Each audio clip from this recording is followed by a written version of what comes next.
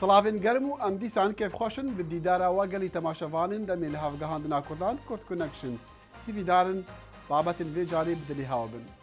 ابوی هیویه که ام کردان بگهین نه که سرحاتی و بویرن لجهان دقامن پیک بهارین داخل شمو جویره جه استودیو دنگ امریکا لواشنطن دی سی دید گلور. دمی وی جاری دال لاین شری سوری و ناف برین دانستاندنان جه انجام باش به هیوینا. لی وکولا کارت اوینا جنومیران چاوا تیگهشتن آوی ناوروکی پرتوکه کیا لروجا اوین داران چاکلت پتر جهرتشتیتن فروتن لینها ام بزانن کا لدورو برین ما چه ددا دانستاندرین آشتی دنیوبران نوینرین حکومت سوری و رکابریه دا بردوام انتا ویکو تاوای آلیان پیناسین دیکن چه پیشکتن نبونه پیفدار اپوزیسیون دی بجدن او دخوازن پیک اینانا حکومت دمی و گوهستنی لسری اجنده دانستاندنان و لینونرین رژیمی نا آمادنا و نا بیخن دانستاندنان هر لوی دمی کار بدستین کوش کاسپی بروانی جه هلوستی سروک اوباما دیکن پشتیکتی بر رخنه سیناتوری کوماری جان مکین کو دی بجدن سیاستا سروکی نسرکتیا دی برسوا خوین رشتنی دا لسوریا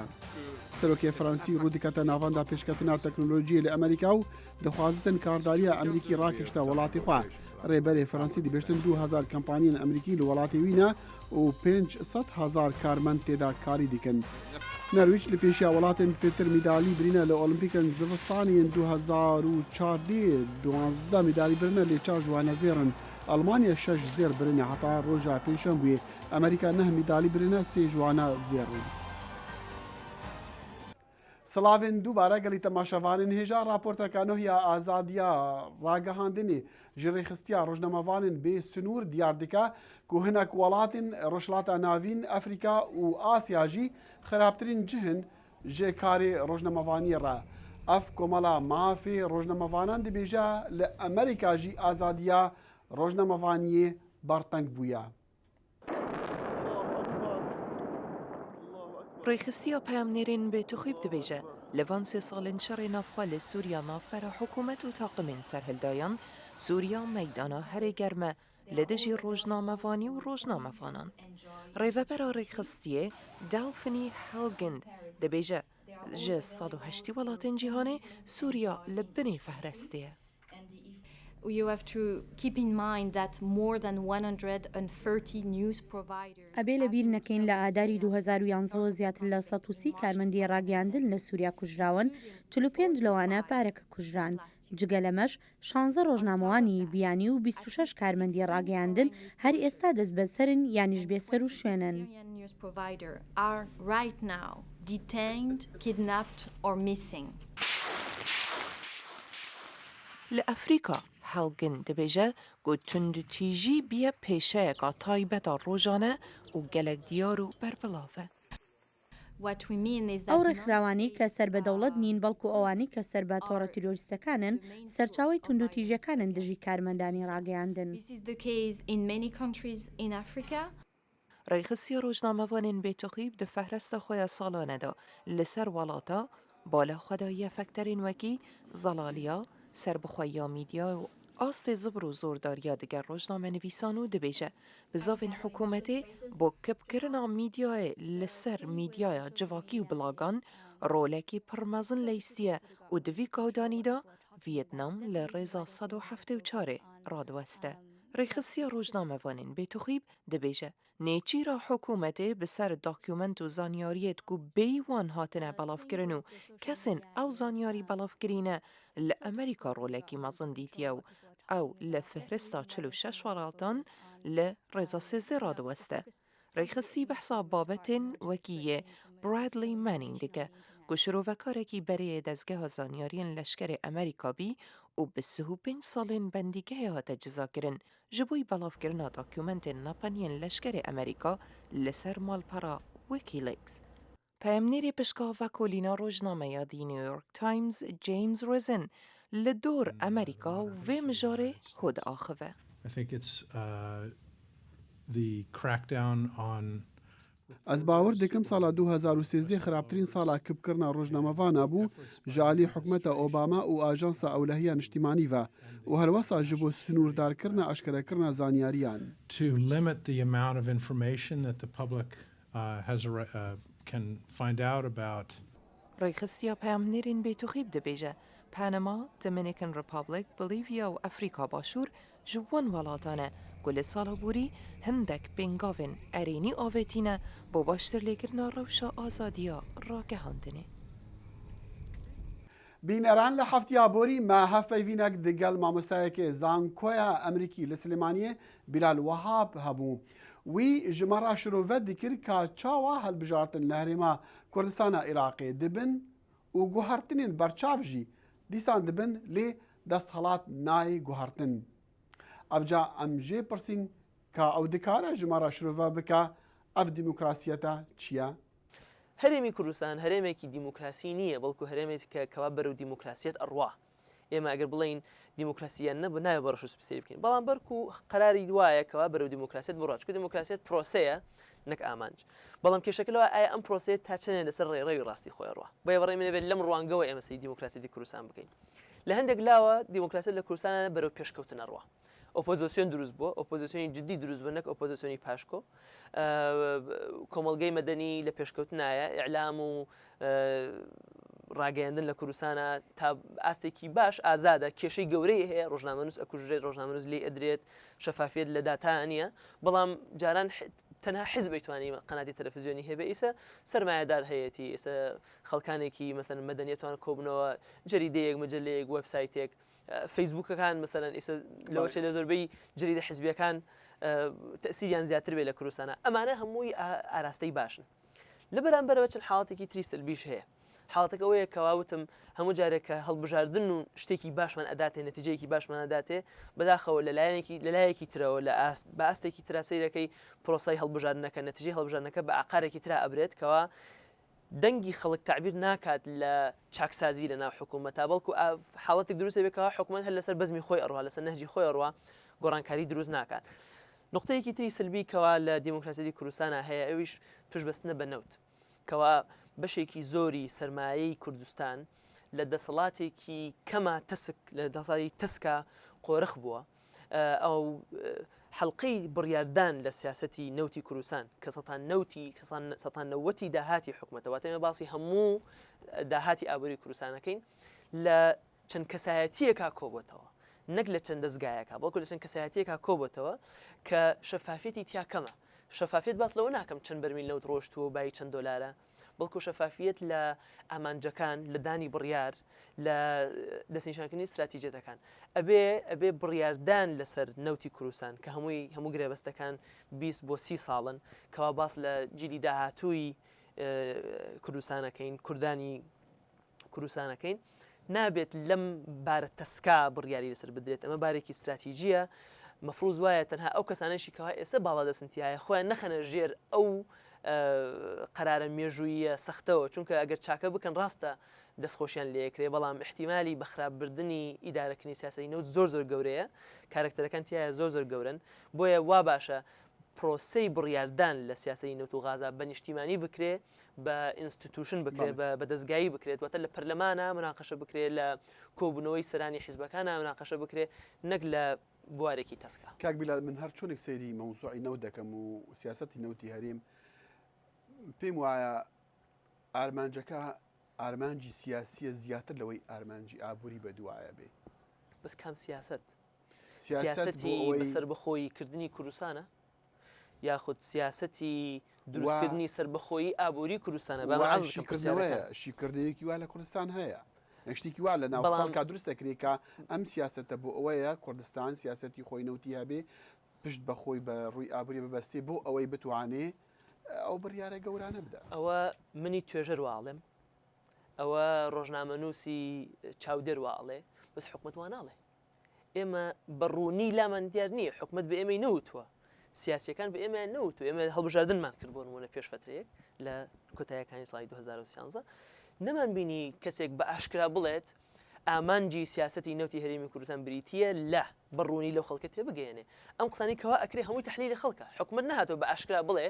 سیاسەتی من چییە ئەوەی کەوا باسەکرێ بیتێ لە سەربەخۆیی ئابووری ئەمەی کەوا سەربەخۆیی ئابووری ئەبێتە هەنگاوێکە بۆ سەربەخۆیی سیاسی ئەمە بریتی نەبوو لە پلتفۆرمی هیچ لە حیزبە کوردستانیەکان تەنها تەحلیلە تەحلیلیش نابێتە واجبەتە من ناتوانم سبێنێ ملت ناتوانێت سبێنێ بڕوە محاسبی حکومت بکە لە هەڵبژانەی داهاتەوە بڵێت تۆ پەیمانت بە مندا کەوا سەربەخۆیی کوردستان دروست بکەی بۆ نەتکردو حکومت دەڵێ من لە هیچ ڕیکۆردێکا لە هیچ خطابێکا لە هیچ پرۆگرامێکی حیزبەکایە لە حکومەتەکە ئامانج بریتێ نەبووە لە سەربەخۆیی سیاسی تەنها تەحلیلە تەنها بۆ چوونی خەڵکە بۆی کەوا کورد بە ئامانج ئاواتی ئەوەی کە ڕۆژان وڵات دروست بکە قسەکەی من لێرە ئەوەیە ئەبێ ئەم ئامانجانە ڕوون بکرێنەوە ئەم ئامانجانە ڕوون بکرێنەوە ئایا هەدەفەکە ڕاستە سیاسیە کوردستان وازەحەکەەوە هەدەفەکە سیاسیە بەڵام ئایا سیاستەکە بریتێ لە سیاسەتێکی نیشتیمانی یا بریتێ لە لەوانەیە ئەو پەڕی بێ یاخود بریتێ لە سیاسەتێکی مەسەلەن حزبی یاخود سیاسەتێکی مەسەلەن شخصی تەسک خۆمە ئەم ناوازەحەیە کامل باسەکەم نییە خانم کنێر عەبدوڵڵا برێڤە بەرا پەیوەندیên derve yên zankoya komar ji bo zanist û teknolojiyayê li bajarê Silêmaniyê pertûkek bi navê Tom Xoşewît Eyto nivîsandiye. Di vê nivîsîna xwe de xanim Kinêr têgihiştina xwe ji bo evîna jin û mêran şirove dike. Ew mêvana Kurd Connection bû. ناوڕۆکی کتێبەکەتوان بڵێم لە سێ بەش پێکاتەوە بەشی یەکەمی تێڕوانینە لەسەر چەمکی خۆشەویستی و ئەو کێشانەی کە ڕوبەڕووی کچان و کوڕان ئەبێتەوە بە تایبەتی کچان لە ناو واقعی کۆمەلگەی کوردیا چییە بەشی دووهەمی کتێبەکە وەڵامدانەوەی زۆرێک لەو پرسیارانەیە کە لە لای مرۆڤ بە تایبەتی لە لای کچەکان کەبت کراوە بەهۆی هۆکاری جۆر بەجۆرەوە ناتوانن دەربڕینیان هەبێ بۆ یا حەشاریان داوە و ئەم حەشاردان و کەبتکردنە لە ناو خۆیانە ئەبێتە دوجار ئەبێتە ئالۆزیە کە تاماوە ئەگەڕێ بەدوایە و پرسیاری لێەکە بۆیە بەشی دووهەمی تایبەتمەندە بە زۆرێک لەو پرسیارانەی کە پرسیاری منن تۆن کەسێکی کەیە لە بواری مەسەلەی خۆشەویستیە تۆ پرسیار دەکەی ئەی وەڵام چێ ئەدا چێ وەڵامەکان تێڕوانینی خۆمە بۆ وەڵامەکان پرسیاریشی تایە لە بەرامبەرا وەڵامەکانی تایە بە پێی تێڕوانینی و دید و ئەزمموی کارکردنی خۆم لە بەپی ئەو واقعی هەیە بەشی سێ هەموو کۆتایی کتێبەکە تایبەتمەندە بە ئەزمموی سەرکەوتنی نێوان دوو مرۆڤ کە لە پرۆسی خۆشەویستیا بوون بۆ ئەوەی لە ڕێگەی و پیشانی بەم ڕاستە لە کۆمەلگەی کوردیە چەمکی خۆشەویستی لە قەیرانایە بەهۆی هۆکاری جۆر بەجۆرەوە بەهۆی بێمتمانەیەوە بەهۆی بێباوەڕبوونەوە بەهۆی ئەزمموی خراپەکانەوە بەڵام لە دەرەنجامە ئومێت هەر هەیە و گەشتبینی هەر هەیە و ئەو ویستومە لە ڕێگەی ئەو ئەزمونانەوە نیشانی بەم کە ئەگەر لە پاڵیا چەندین ئەزمموی خراپ هەیە بەڵام لە پاڵیش ئەزمموی باشەکان هەیە بۆ ئەوی هەموو هەوڵبین پێکەوە تێڕوانینمان بۆ مەسەلەی خۆشەویستی لە ئاستی خودی ناوڕۆکی چەمکەکەیا بێ چونکە بە بڕوای من چەمکی خۆشەویستی بە هەموو مانەفراوانەکانیەوە چ لە نێوان دوو ڕەگەزا بێ لە نێوان ڕەگەزە هاوبەشەکانەوە بێ گرنگەتی خۆی هەیە بۆ ئەوەی بتوانین یەکتری قبول بکەین بۆ ئەوی بتوانین ڕێز لە یەکتری بگرین بۆ ئەوی بتوانین پێکەوە کار بکەین بۆ بەرهەمهێنانی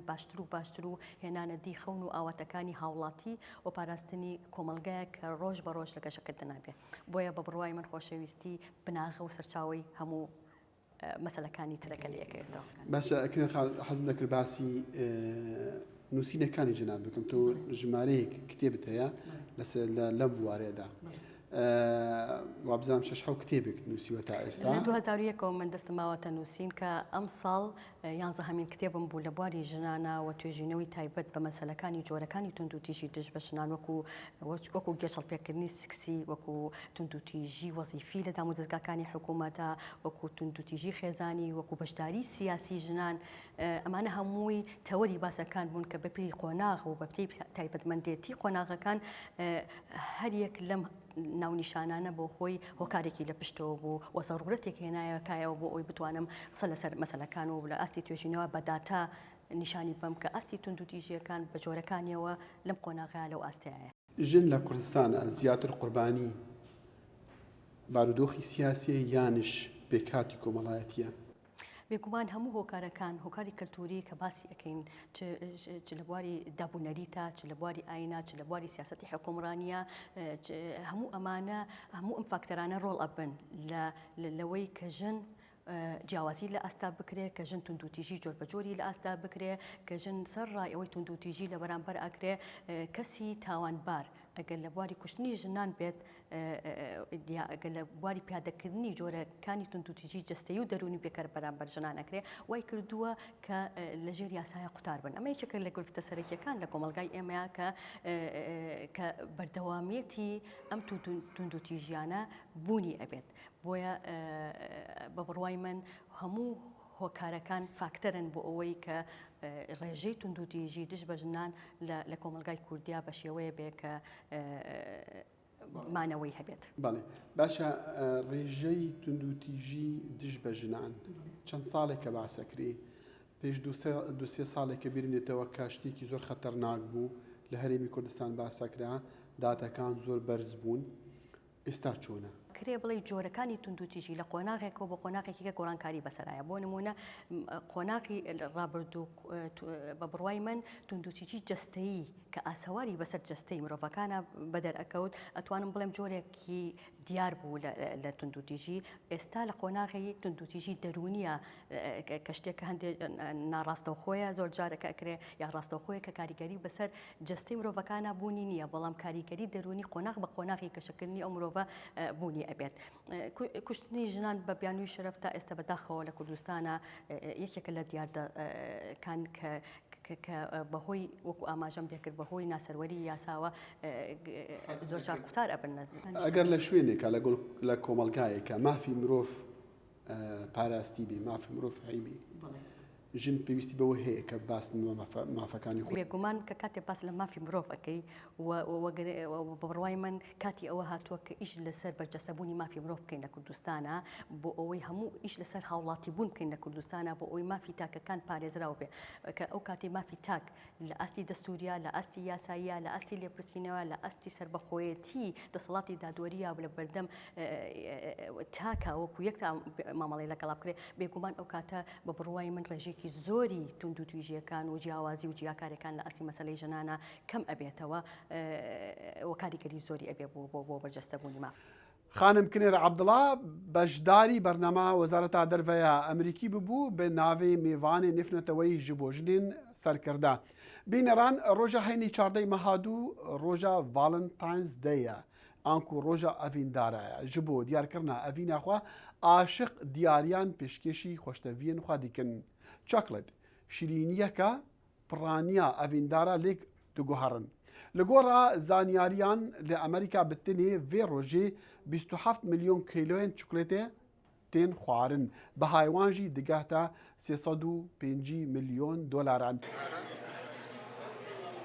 لە فستیڤاڵە چاکلت لاڤرز ئەوکو حەزکردیên چاکلێتێ لە باژارە ئۆڵتان فێرفاکس لە ڤیرجینیا کێک و ئایسکریم و چەند شیرینیên dinên هەمەڕەنگ bi چاکلێت هاتینە çêkirin. Unbelievable. This dark chocolate, so good. Yeah, yummy. Okay, you like it? Zarok û mezin bi vê hemî çakletê keyf xweş bûyne. I love the variety. I think we've just started. Ez heştamên cuda cuda dikim. Me dest pê kiriye. Mekaniyeka çukuletan heye. Yên di nav nanî de pêçayî jî. That's plain chocolate. Ev festîvala du rojî di roja şembe û ekşemba berê roja Valentine ku çardeyê vê me heye dest pê bike tête kirin. Leslie Herman rêveberiya vê festîvalê dike ku ev 21 sala tê kirin. Every year it gets larger. هەر ساڵ مەزنتر دەبێت خەڵک تێت حتا ئەگەر کەشوهەواشی دژوار بێت نزیکی 10,000 کەسان بەشدار دەبن. gelek ji mêvana roja xwe bi xwarina şirîn dest pê kir ku hatiye amadekirin ji aliyê dilxwazan ve. Nêzîkî çil kardarên xwecihî şirînên xwe yê anîn vê festîvalê heta amadebûyên wêrê tama wan çakleta bikin. Debbie Walsh ev bû mavê 20 salane çendîn curên çakleta tîne vêrê. Ez her sal xweşî dibînim û van kesan dibînim keyfxweşin. Çiklêtên me jî pitir tên firotin.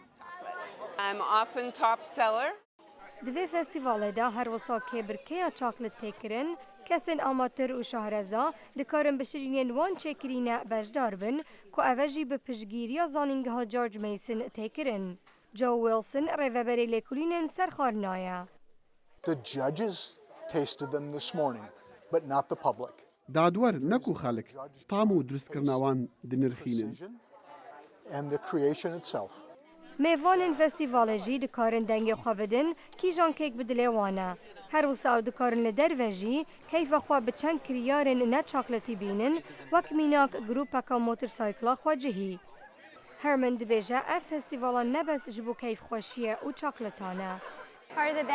پشککا قنجیه گهاندنا کارداریه و سازکاریه بناو باجری و یادی خلات کرنا باشترین برهمیه اشعالی کمیته فستیوالا اویندارن چکلیدان. جبروی کار خیرخوازی خودان دکان چاکلتا ملیسا گازمن پترج 10 ساله بجداری به فستیوال دبا. 25 صده جپاره باری خستین خیرخوازه. کمیته او هل بشارتنه. ابجا امشی بر سوا قنجیا جواکا خود دین. و افتش تکه که همی کس جه حز دکن. هر از خاندان دنگ امریکا. و جدرین جدا هنا سبارت ره ناف و سالا دست بکرنا روژا عاشقان لیما خواست بسیار بکین که گلو ویتور و تبع جوان ده چه جواکی دا دست بکریا جواکا امریکیان، جواکا هندوسان، جواکا رومانیان یا جی جواکا اسپانیان بری برسوا راست بزانین امی بری خواه بدن فستیوالکا پچوک لیرا لدنگ امریکا جبو برسکرنا چکلیتان هاتبو ریخستن جمارکا کارمندان جواکین جدا جدا هر یکی به شیوه خواه افشرینی چه کربو